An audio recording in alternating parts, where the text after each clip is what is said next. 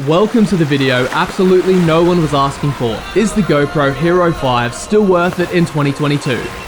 This once revolutionary camera now goes for about $80 secondhand.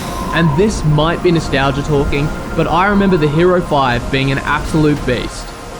So I picked up a Hero 5 session from my local store and thought, damn, what a throwback. And this got me thinking, what were people filming back in 2016 when this was released? And this got me pretty pumped. Yeah, alright. We're doing this.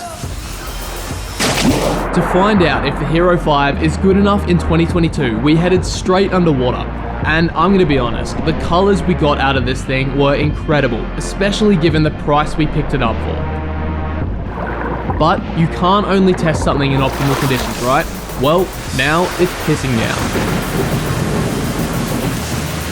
I completely expected the low light performance to just fall apart, but GoPro's smaller session camera held its own.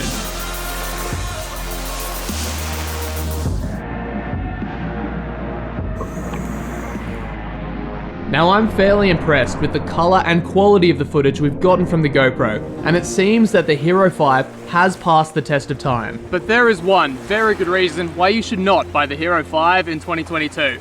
And that's because for an extra $5, you can pick up the Hero 6.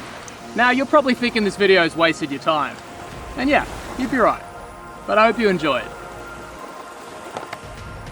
Also, don't know if you know this, but since the app is dead, the only way you can actually change settings on the 5 session is by making your own QR code, then scanning it.